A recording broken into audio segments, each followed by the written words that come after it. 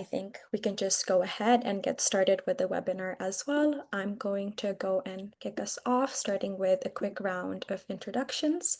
My name is Mehr Mukhtar. I'm a Senior Policy Associate at Transportation for America, and I work on public transportation, passenger rail, active transportation, and I'm joined by my colleague, John Robert Smith, who is the Chairman at Transportation for America, as well as a Senior Policy Advisor, former Mayor of Meridian, Mississippi.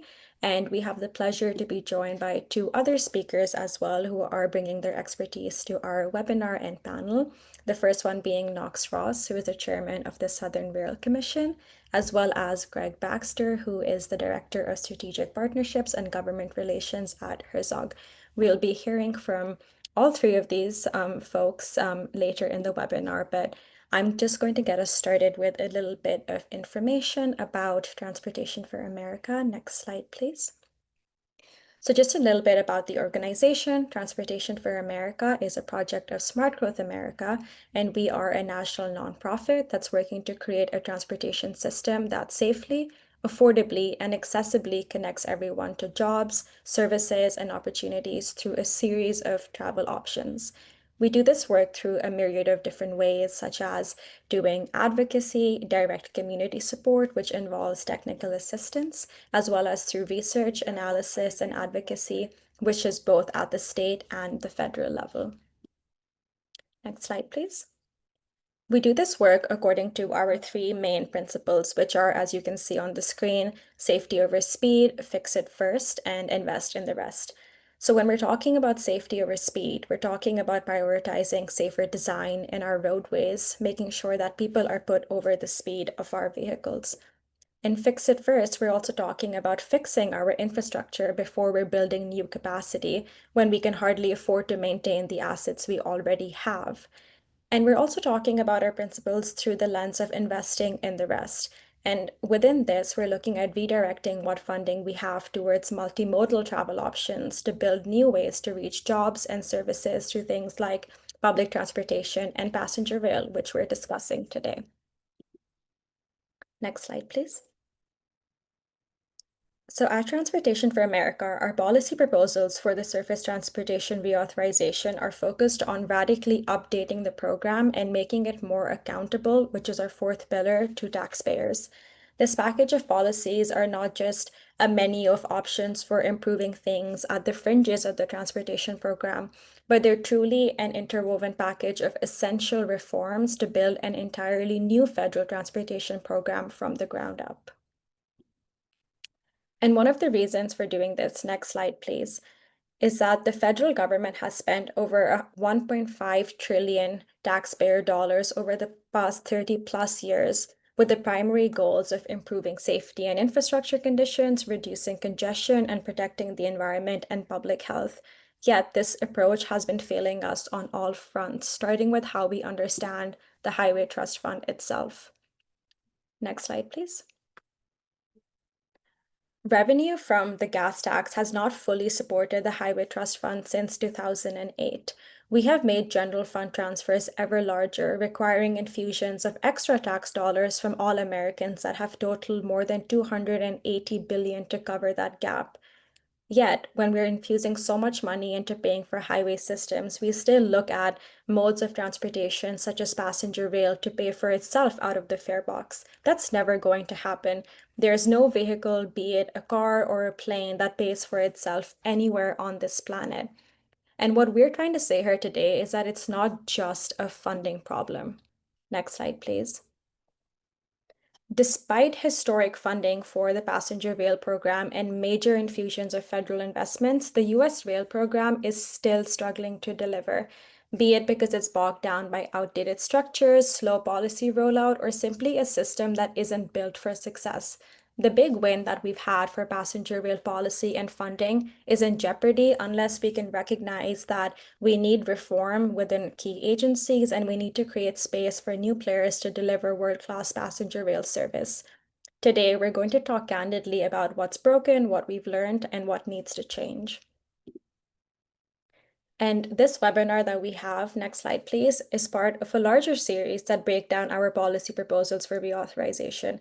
In the past, we've discussed our policies for safety, maintenance, and accountability, and in the future, we'll go over other topics such as world-class transit and reconnecting communities. But for now, I'm going to pass it on over to my colleague, John Robert Smith, who's going to discuss our reauthorization proposals for passenger rail in more detail. Thank you, Mehr. I've been about this subject of passenger rail for quite a long time. Didn't intend it to be a life's work, but that's what it has become. In the first of my 4 terms as mayor of my hometown of Meridian, Mississippi, we were building what would become the South's first multimodal transportation center, which you see on the screen behind me. Passenger rail, intercity bus, local bus service, all on a very, very walkable, historic downtown. Yet midway through, Amtrak informs me that they will cut service south of Atlanta. I quickly learned that to save that one train that served my hometown, it wasn't just a local issue, a state issue, even a regional issue. It was a national issue, and as such had to be addressed with national passenger rail policy. Next slide. And over the years, we have been engaged in creating that policy at the federal level. First with the FAST Act in 2015, which was the first time passenger rail was included in the Surface Authorization Bill. 2 important programs that many of you have used were created from our work in trying to restore passenger rail service in the South. The Consolidated Rail Infrastructure and Safety Improvement Program, as you know, CRISI. That's how you provide the infrastructure that's important to deliver new passenger rail. Restoration and Enhancement Grant, providing a glide path of operational support, initially for 3 years. Now it's a 6-year program so that your new service has an opportunity to be on its feet and develop its ridership.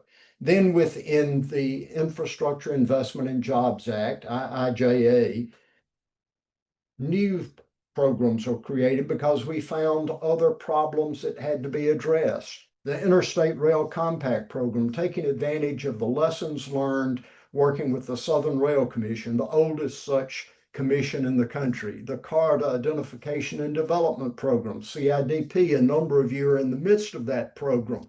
A way to develop an expansion of new passenger rail.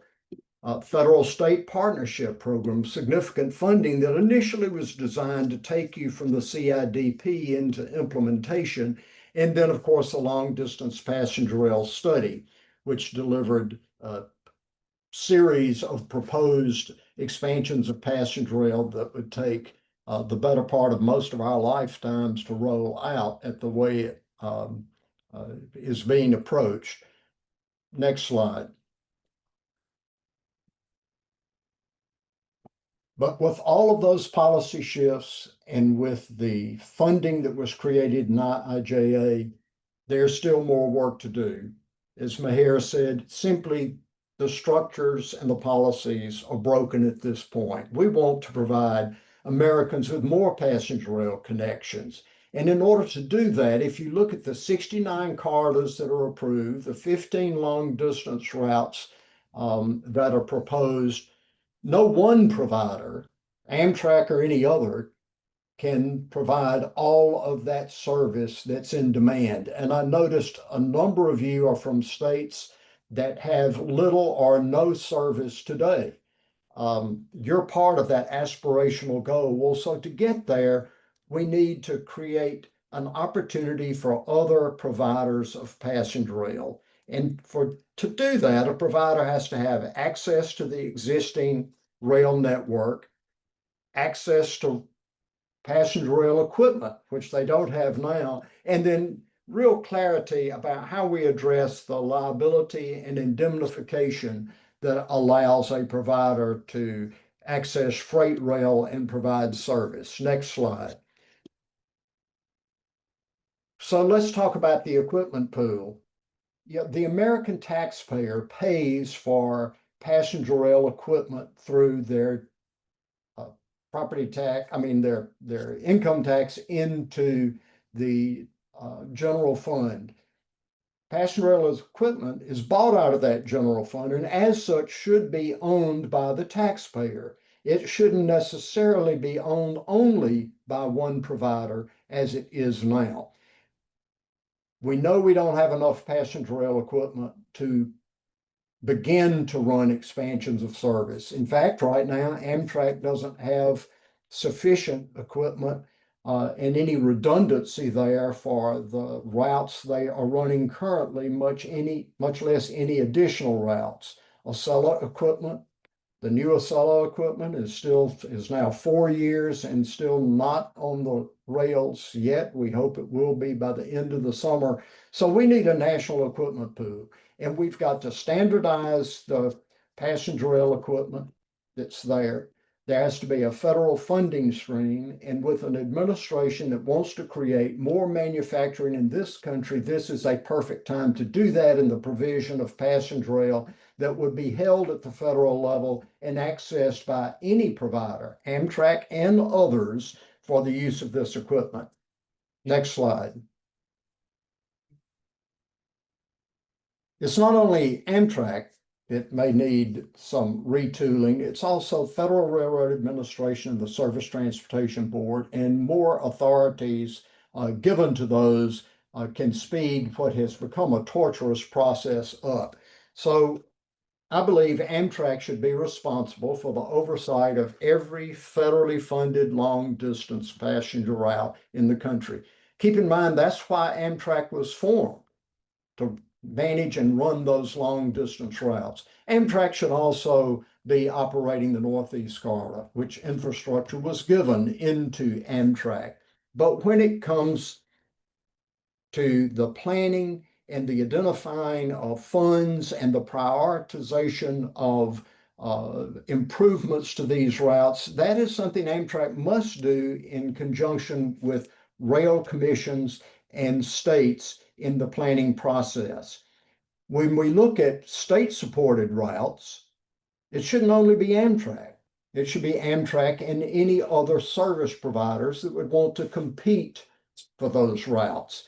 And those who are providing that service should manage the stations and market the passenger rail lines. As you know, there's precious little marketing for our passenger rail system today. Next slide. When we look at FRA, we found that FRA couldn't even compel the freights to share information that was needed to really analyze the provision of additional passenger rail in the country. So we want to give FRA more authority. They should be the ones at the center of planning for passenger rail infrastructure across the country, of how we build out a network of connectivity, certainly the safety standards that are needed, the accessibility standards for stations, and most importantly, we want FRA to be able to facilitate the information sharing between freight and passenger rail providers, whether that's Amtrak or another provider, and in fact, enforce that sharing of information. When we look at the STB, the Surface Transportation Board, it can take decades for an issue to get before them. We would like to see the STB be able to initiate their own independent proceedings. They'll need more funding to do this, and we expect Congress to do so that STB can actually provide the kind of oversight and the kind of resolution that is needed so that you won't see a 17-year process of trying to institute new passenger rail. Next slide. Let's look at the Amtrak Board of Directors. Yeah, I think we have and have had a board of directors, many of whom do not ride the trains that they govern on a regular basis. We think that board members to be considered for Amtrak should have a demonstrated not only interest in the entire system, not just one part of the system, and be riders themselves. In fact, I would like to require board members to ride 500 miles on each of the three types of service that Amtrak operates. You can't know what's out there in the field unless you're on the train riding it yourself. And uh, a broad range of experience should be brought to the Amtrak board. And in order to do that, we would recommend term limits so that there's a regular turnover of board members and a turnover allowing more geographic diversity across the Amtrak board of directors. Next slide. And I will tell mayors who want a passenger train, if I could give you one tonight, and I ride that train and get off in the morning, how am I connected to the rest of your community?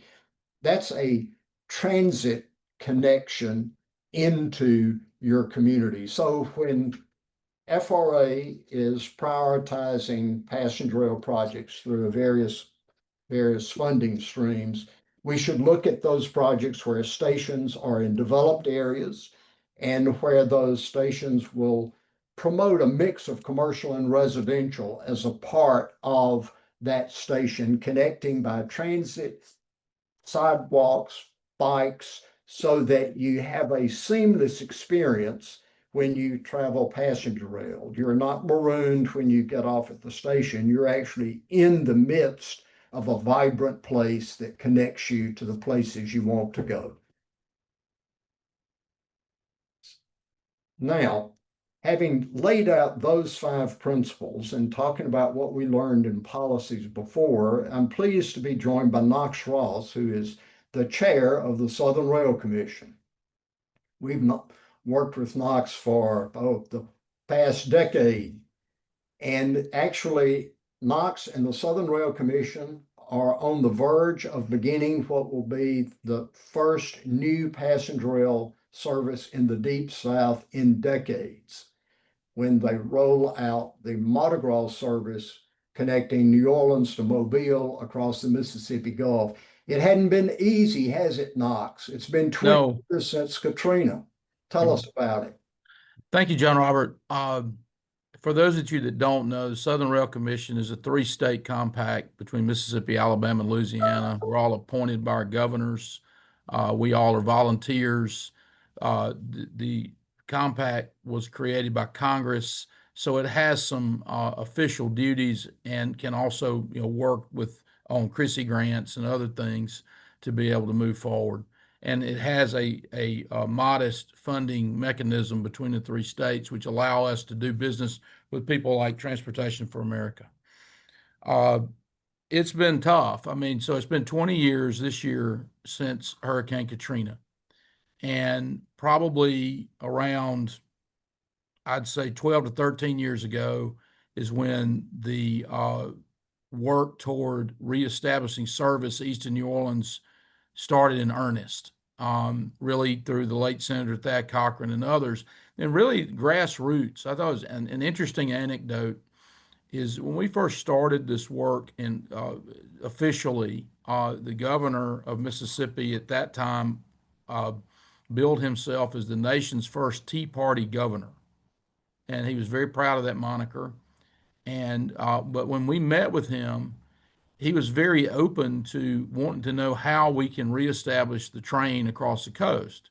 The reason he was interested in that is because he told us that he got calls every week from people along the coast asking about when his train would come back. And I think that's a great example of one of the things that's been very important in this process is just local support, is that people calling their elected officials saying, I want this. And then you have very unusual political partnerships that start to turn up because you have people from all sorts of different places to do that. So one of the things when we started was this was thought of as a restart of the Sunset service, except 7 days a week on to Jacksonville. And in 2016, we had a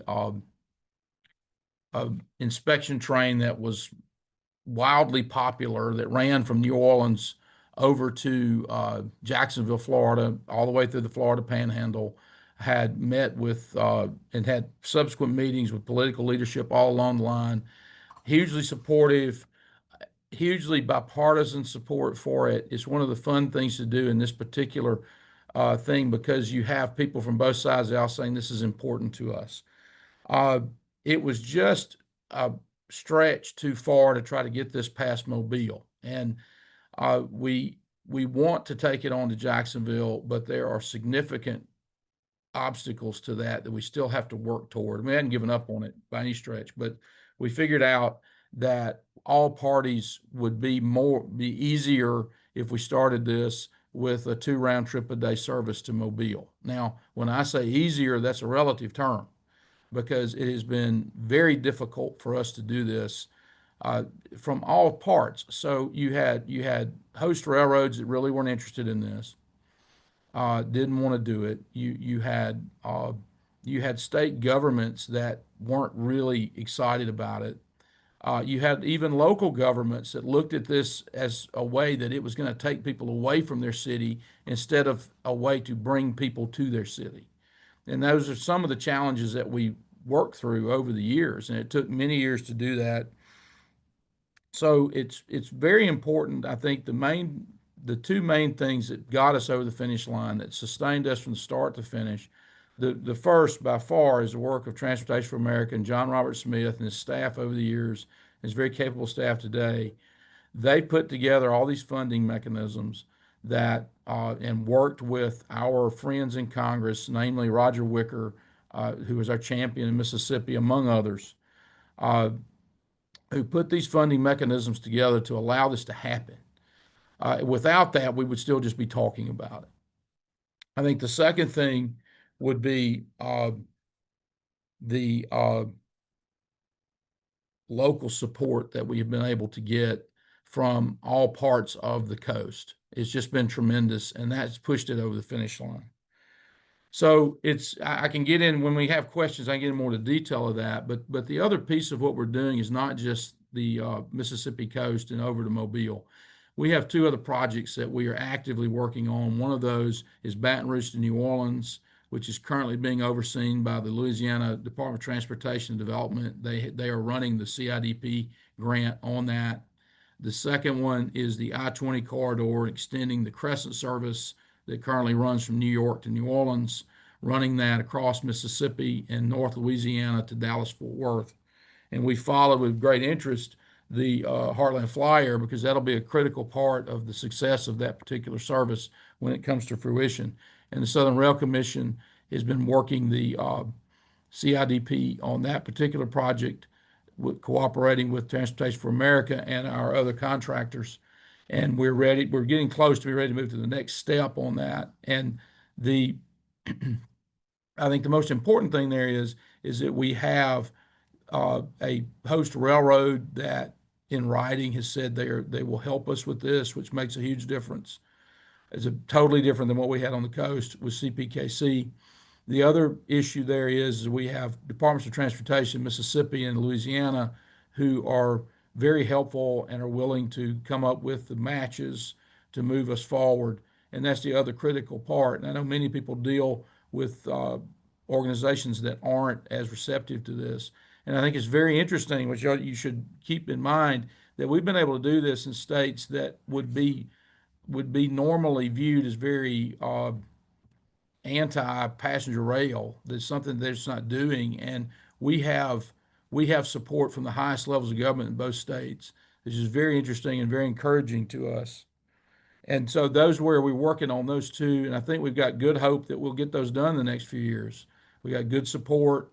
We're moving forward very well. I think the things that looking forward, John Robert touched on, I think are very important. Amtrak has had to scrape the bottom of the barrel to get the equipment for this service on the coast. And we just have to find a way to solve that. John Robert and his team have put together some great ideas on that. And as well as we have to continue to push for the funding that we already have and look at how we can find ways to fund equipment for the services that we desire to have. Because even if we started them today, there's no equipment to run them. And I think that's extremely important on that end. John Robert? Yep. Thank you, Knox. And likewise, for those that I see joining from around the country, there is no equipment to run your aspirational train. And keep in mind, equipment delivery for passenger rail takes years. And if we don't solve that issue now, you won't be seeing that train run for a decade or longer. So this is a critical issue that must be resolved. And Knox, you're looking at least 2 or 3 other services, especially if you can connect Baton Rouge to Shreveport. That's right. Would you like to have a choice of who might be able to operate that train? You know, I Well, found sure. there's a little competition, people sharpen their pencils. Well, I mean, we want to run the service. We don't really care who runs it. I mean, we work hard and try to work with Amtrak, and they're really the only game in town. I mean, that's the only people that the host railroads want to work with currently in our part of the country. But I know that you and Greg both are serving on some STB committees that are looking into that to make that a reality that other people could possibly do that, like they do out west where Greg is and others. So, Greg, I made a bold statement that there are others out there that would actually like to compete to run passenger rail. Um, is that so? And if what 3 issues need to be solved? I've touched on them: access to the freight right of way, equipment, and indemnification. Can you talk about those 3 and if there is interest in others to run passenger rail? Absolutely. Well, first of all, thank you for inviting me and having the opportunity to kind of talk about this very significant subject. And Knox, just to kind of go back to what you said, your last comment there about the host railroads and dealing with Amtrak, I would say 5 years ago, that was probably a very true statement. But I really think over the last couple of years, the host and freight railroads are much more amenable and open to having discussions and maybe having a non-Amtrak operator for a variety of reasons that maybe I can touch on here in a little bit. I used to have a little elevator speech when I would go to DC and talk about there's 30 intercity routes and Amtrak runs 29. Herzog actually runs the other one in Connecticut, but now I guess we got to shift it to 31, right? Because of your service starting, and that's great to see that's coming on board. As I just mentioned, there's significant amount of intercity routes they're out there, and companies like Herzog and others and members of the organization that Herzog's a participant in called Association for Innovative Private Rail Operations, we're kind of tracking this stuff, and we are making some good inroads to being maybe an alternative to Amtrak. And I always like to preface things to say, Amtrak plays a vital role here in the U.S. rail market, and I don't think anyone wants to see them go away. Certainly, we don't. They play a significant role, and they need to. But what we're hearing from host railroads, and quite honestly, from a lot of states and a lot of these new corridors that are coming up through the CID program, is that they want options. They want to decide how their service is. And what they really would like to do is have a competitive bid for it where they could say, we want, A, B, C, D, and E in our service, and they're going to have competitors respond to how we're going to give them A, B, C, D, and E. And by the way, here is the price for A, B, C, D, and E, because there is not a lot of transparency right now in the way intercity services are provided to the states. So a lot of inroads have been made, and I think, John Robert, you summed it up really well. There's 3 issues. One is regulating or mandating competition, maybe competition for federally funded services. But actually, the other 2 that you've talked about is a national equipment pool and some kind of insurance identification reform is going to be critical to allowing states and host railroads to be more accommodating to private operators. If you look at the commuter rail industry, really for the last 2 decades, that has been open for competition. I think you've seen a lot of efficiency. Usually railroads, over a span of 10 years will hire an operator and, then they will go and submit an RFP for, a competition that goes continue on. And, companies like Herzog and Keolis and others participate in that market. And we're very used to the competition. And I think what you've seen is efficiency. And I think you've also seen a lot of innovation in rail and the commuter side because the competition was introduced. But getting back to your two bigger points is, and I think you said it well, right now when the federal government, the taxpayers buy equipment, they actually give it to a competitor in the market, which really eliminates others from coming in. So having an equipment pool that is available directly to states, rail authorities, to use to start services, and whether they, and John Robert, you and I are kind of working through some of maybe the specifics on this, and maybe this is equipment to start a service until ultimate equipment can be purchased for the long term, or it's a long-term lease. Those things still need to be worked out. But there's a lot of services right now that that cannot start because of a lack of equipment. So it's going to take significant investment and shoring up that component. And one of the other bigger issues is how do we handle insurance liability indemnification? Amtrak provides some unique provisions to host railroads that make host railroads very comfortable with having Amtrak as an operator. Other states and authorities cannot offer those same provisions. And so host railroads would be less likely to want another operator unless we can kind of match those provisions. So it's a very complex issue that needs to be resolved. We're working at it right now through some STB committees, and hopefully here in the next couple of months, we'll kind of have an idea of, a path going forward. So a couple of things on the host railroads. Amtrak brings some statutory requirements that host railroads tend not to like. They don't like to be brought in front of STB or sued for performance issues. Obviously, they need to perform, and there has to be requirements in any contract. But what I'm finding is that host railroads would much rather commercially negotiate access to their railroads, either on current corridors or maybe corridors that they have capacity to run passenger trains where they see it as a revenue opportunity, but without all the cram down issues that come with Amtrak as far as on-time performance metrics and those type of things, that they would rather settle more on a commercial or contractual basis than through a regulatory or statutory requirement. So, speaking for all the AI Pro members and for Herzog, we're very interested in participating in the not only the new intercity market, but also what's currently the current 30 or 31 state-supported routes.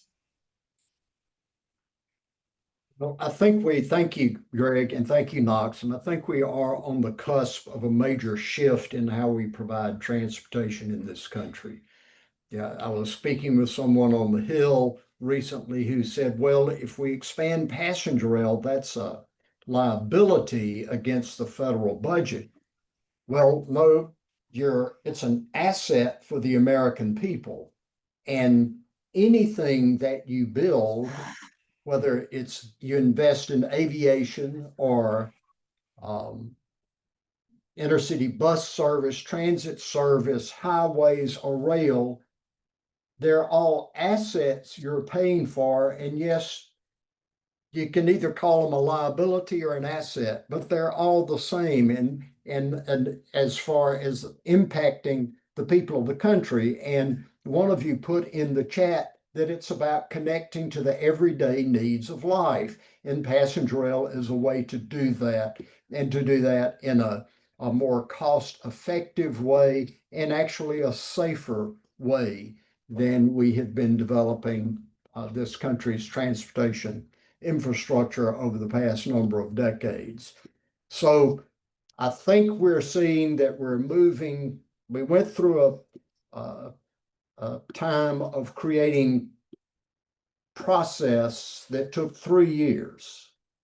But now I think we're focused on measuring success by the outcome. Are you running a new service? Is there a new train in your hometown? Let's measure that rather than the process that it takes to get there.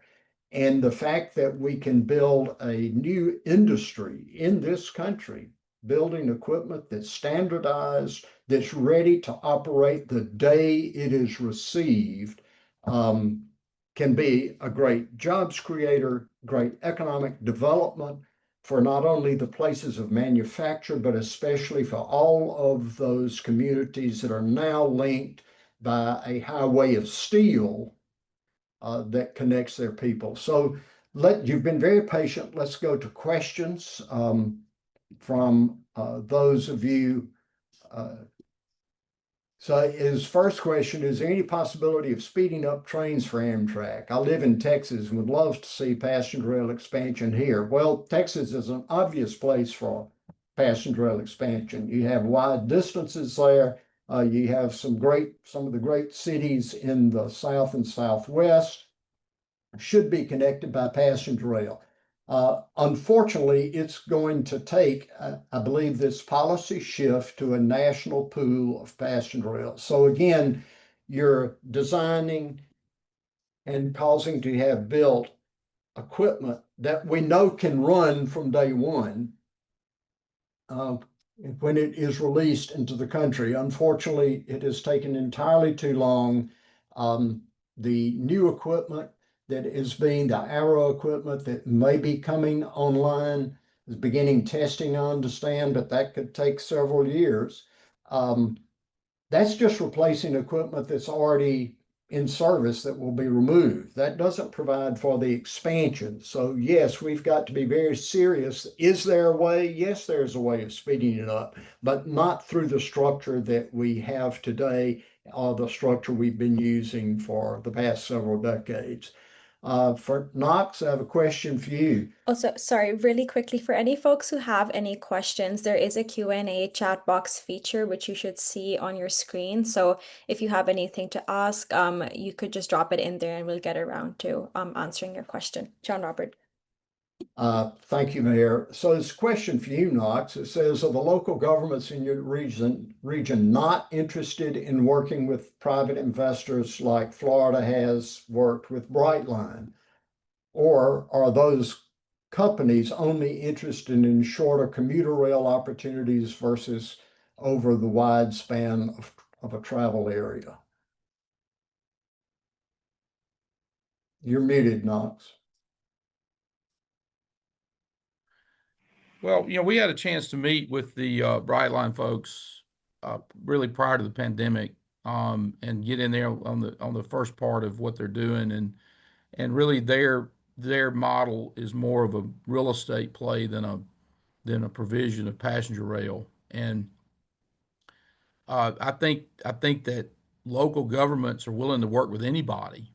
Uh, once they see this will be very beneficial for me, I think they'll work with anybody to get it. The issue is that Greg made very clear is that right now the host railroads would prefer to work with Amtrak. They've made that clear to us as well for very valid reasons, most of those having to do with indemnification. But then there are also issues that he brought up that are very real, that talk about service metrics and others that the host, however you feel about it, would rather not deal with. And so we're wide open to that. But most of our areas that we are connecting are not places that a private investor is really going to look at. It's what we have to look at is more of a value proposition where what is the train bringing the train, and what is the public investment bringing the train going to do to the local economy? What's it going to do to development there? I mean, I think Monroe, Louisiana on the I-20 is probably the best example that we have in our part of the country of local leadership building their downtown around the future provision of passenger rail. They've got their local developers are working with us and advocating for us. The city there is making its infrastructure plans around it. And they see that this can be the one thing that brings people to their city where people wouldn't come otherwise. And it makes it more competitive in the future landscape of more of a AI driven world where they have a huge AI meta site coming in just south of their city. But that's not the only thing. John Robert, I read an article the other day, which I think is really, really important here. There was somebody that said, well, why wouldn't everybody just fly where they want to go? Well, are you going to fly from Monroe to Jackson, Mississippi? No. I mean, are you going to fly from, I mean, that's just not practical. And we need other ways to get around the country. And what we're accomplishing so far by doing it the way we're doing it is we are just cutting out the middle of the country from anything. And most cities are having to subsidize their own airports to have any connection to the rest of the country. This brings people to your city, to where they need to be.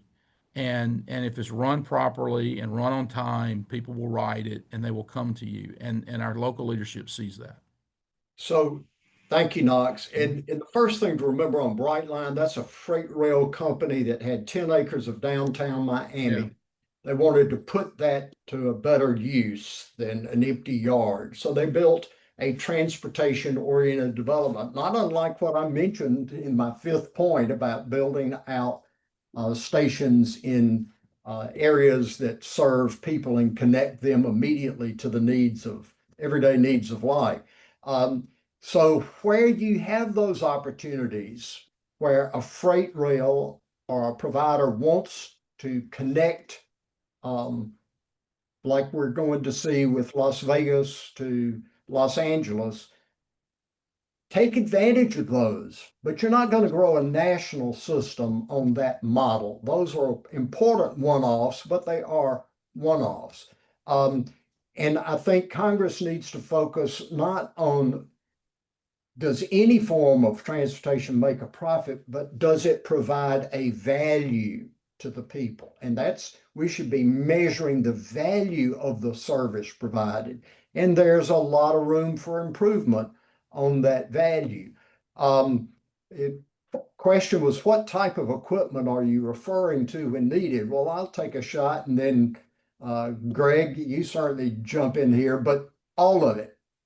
For long distance trains, you're going to need new sleepers. You're going to need new long distance coaches, lounges, diners. On a service that's short distance, such as New Orleans to Mobile, you're going to need a different equipment and service. Keep in mind, Amtrak just lost 80 Horizon cars that they had to pull out of the service. That has really hammered their ability to provide any flexibility or redundancy in equipment. Greg, what do you say to that? No, I agree, John. I think, obviously there's a variety of equipment that's needed for a variety of needs.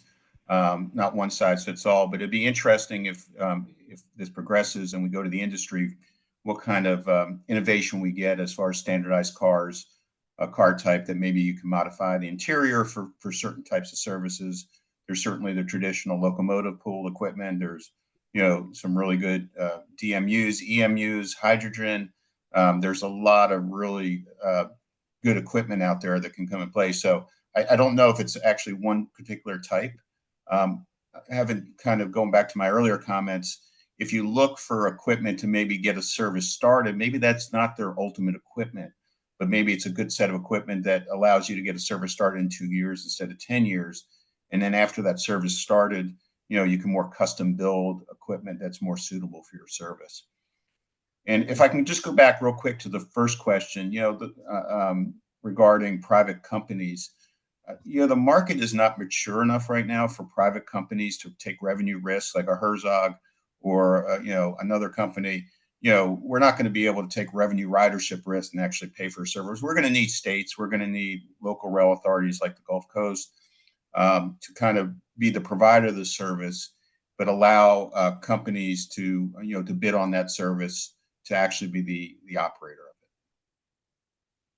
it. And which is really what is happening now. If Amtrak is providing your state-supported service, it's not a bid, it's a number you get, but it's still you're paying for the operation of that service, and the equipment has been bought by the American taxpayer. Important question here. What do you feel is the appetite in Washington, D.C. to see passenger rail expand? Are we gaining new allies on Capitol Hill from former skeptics? Knox, I take you, and I just took the Big Sky Passenger Rail Authority on the Hill. Visit a lot of offices there from all over the country. I think when you come up, we put you in front of 28 different offices, every chairman, every ranking member of every committee, House and Senate with jurisdiction. What do you think you're finding? Well, I mean, I tell people all the time, this is the one issue that is bipartisan in nature. We meet with people all over the political spectrum. Uh, and we find by and large this is an issue that most people get behind because it's one thing that a member of Congress or a senator can support that it actually affects directly their constituents, and their constituents see the benefit of it and they come back to them and say, this isn't some kind of uh, out there policy or something they don't see. They see the train come, they ride it, they see the people come into their city. And we're seeing that, John Robert. I think that's absolutely correct. That we've had people that have been very skeptical of us, and I think been able to show them the benefit of it, and they've become very, very big supporters. I think that's absolutely correct. Well, I think once there's a level setting that Yeah, members of Congress understand that any moving vehicle that carries a human being, whether it's flying on the water, on the rail, or on a tire, is paid for by, in large measure, supported by the national government. And that's true all across this globe. There may be different competitors, but the underlying infrastructure is paid for out of the national government. Um, and that's, of course, you heard that in Greg's last comment about you going to have a federal partner, a state partner, a local partner as you begin to develop this national system. Greg, you're on the Hill too. You're talking about these issues. What do you hear? So I agree a lot with what Knox said. I think there's bipartisan support for expansion of passenger rail, but just not in the current model that's always been, for the past 50 plus years. So I think as we work through and we have our discussions on the Hill, we have to provide them with alternatives. And the just giving money to one company to run trains across the country, has worked for a number of years, but the appetite, in my opinion, is not there anymore. And I think the introduction of competition into intercity markets, maybe finding a way to, reformat how we do or reimagine how we do long distance trains would be significant. And you would continue to get support from both sides of the aisle if that was our messaging. Thank you, Greg. We have an interesting question. I want us to touch on this thought about how we plan around passenger rail stations and connecting it to the larger community. If you plan an interchange on the interstate highway, you talk about, think of all the economic development that's going to come once we get that interchange on the interstate highway. You can get that same kind of economic lift with an investment of a station in the right place and developed in the right way.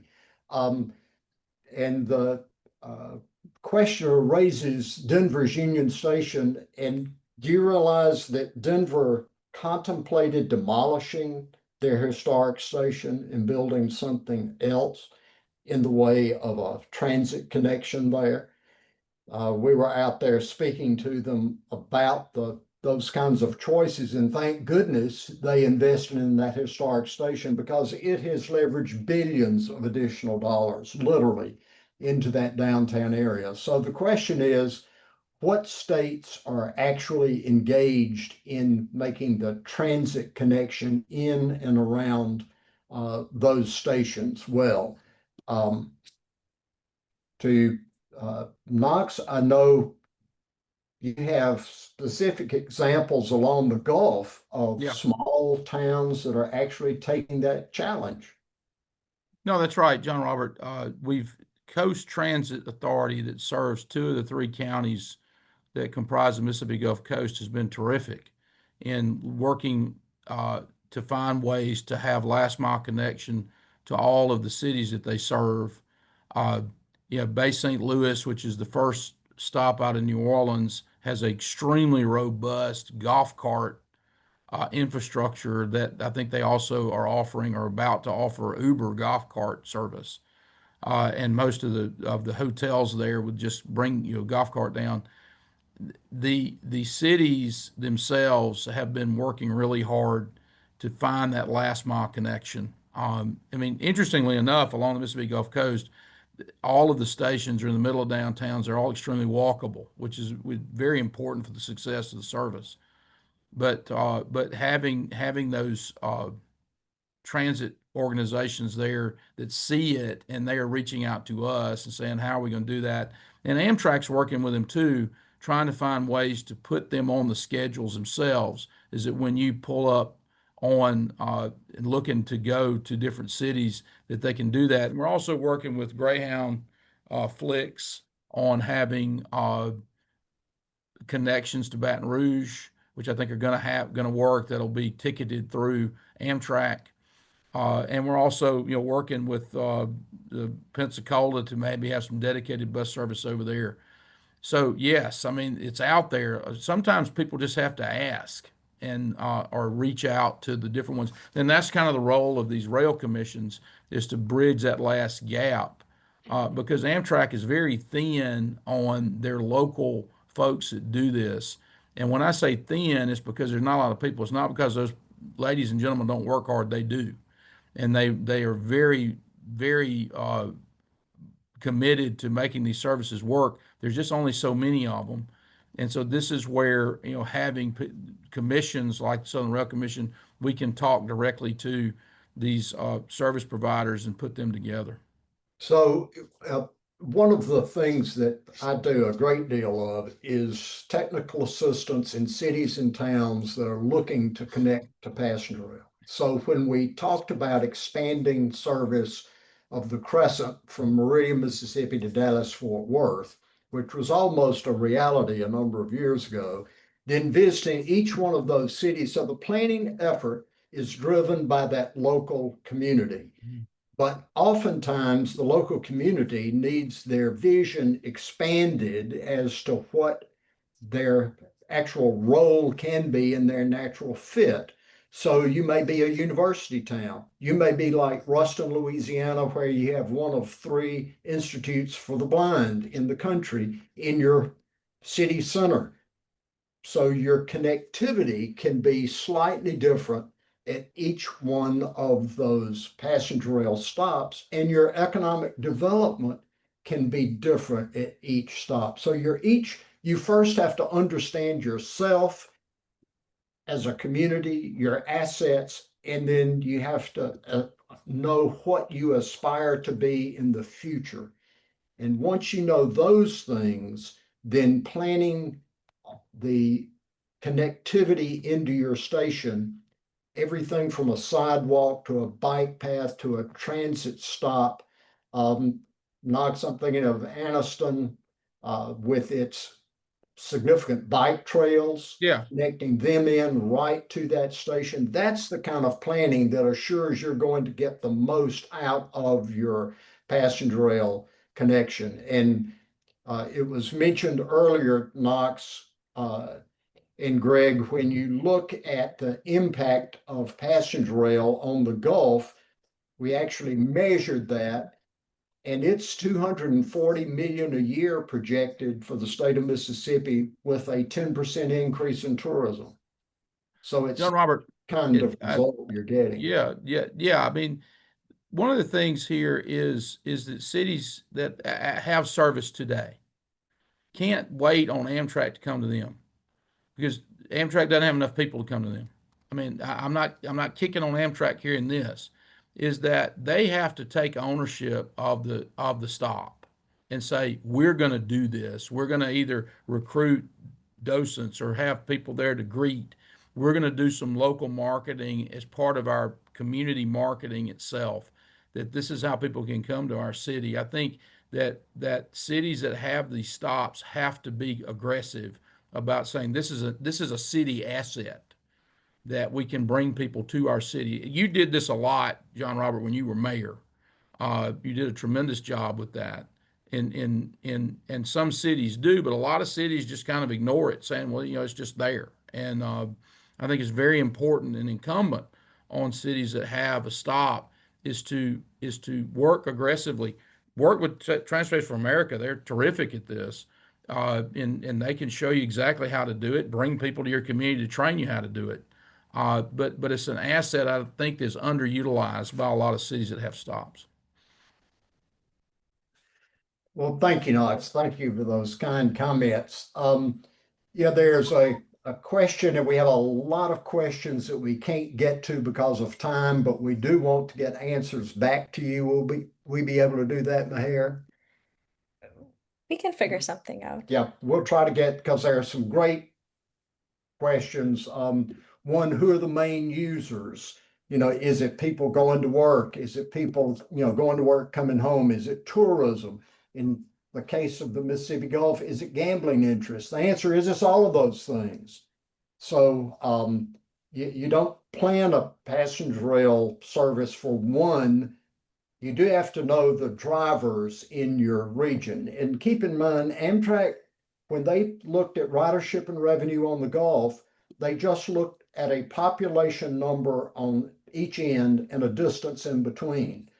Their modeling didn't take into account, oh, one of those is New Orleans, one of the most heavily visited tourist cities in the nation. Oh, there are two cruise terminals, one on each end. Oh, there are all these casinos in between. There are military bases, there are universities. All of those are drivers of ridership and revenue. And it's going to take, like the Southern Rail Commission, it's going to take those involved at that regional level who know those drivers and can reach out to them. So here's, I guess, the final question, Maher. Yeah, we'll just take one very quickly. Yeah. Final question is, how do we make a difference now? Well, the good news is the administration added $400 million to the CRISI grant program. Now, that's a 1 year. We're talking about an authorization bill coming up. And I will give my take on what the interested individuals that have been on this call need to do. And then I'm going to ask each of you to close it out. For me, it's you talk to your mayor, you talk to your local electeds, you buttonhole your congressman or congresswoman when they're in town. You've got to raise up champions within your local region to then take their case to Capitol Hill. As votes on Capitol Hill are changed when they hear from local leaders. And those local leaders are driven by those advocates and users in their hometown.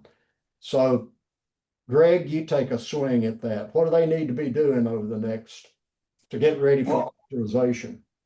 I mean, I think this really demonstrates there is certainly a federal, state, and local participation, right? And I think we're in a critical point right now with, where passenger rail is going to go. I'm very positive about it. I've been in this industry for 36 years now. I've never seen the opportunities that are in front of us now. The CID program was significant with 69 new corridors getting funding. And even if, 10 of those things come to fruition, that's a big improvement from where we've been over the last 50 years. I think seeing Knox's service start up successfully and what we've seen on the Borealis as far as ridership, I think it indicates there is a desire for rail, but getting more participants, just going back to where I am, having more participants, having different operators, and really kind of reevaluating how we provide passenger rail service in the U.S. is going to be critical over the next couple of years because the 50-plus-year-old model that we've been working on cannot sustain it. And so if we don't figure out how we're going to change it, I do worry a little bit. But I think we have the right pieces in place. I think we have the right policy kind of things. I think we have the right ears. And we have the right support up in DC right now. And as long as the local support is there, I do have a lot of positive thoughts about what's going to happen with passenger rail over the next couple of years. Knox, quickly. John Robert, I would just reiterate what you said. It takes local people pushing their elected officials because that's ultimately who the members of Congress listen to. They're going to take the call from the mayor, the supervisor, the governor, the transportation officials. That's exactly, you hit the nail on the head.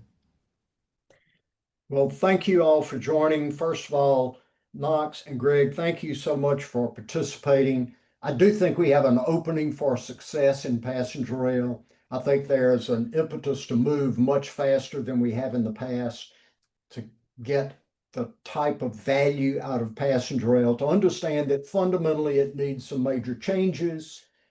And through that change, we can produce a better product for the American people. Yes, in answer to a question, we will be able to provide you with the Transportation for America assets that we have and information, especially how you guide station development and passenger rail development. We'll also share the link to the Southern Rail Commission site so you can keep up with their good work and especially see the videos that will be posted from the very successful launch of the Mardi Gras service. And then Greg will provide your connections and site connections to your site as well. Yeah, we'll be sharing a recording of the webinar that you used to register for this. So you'll be getting that in your email, and the slides will have information about emails to reach out to us on. I know there were a bunch of questions I didn't get answered, but we were just about at time and then over. But thank you so much, everyone, for joining, for participating, for asking the hard questions, and for your enthusiasm and continued support. There may be some things that we missed during this webinar, but we're all ears to hear it. If you ever want to reach out and are interested in learning more, we would love to continue this conversation.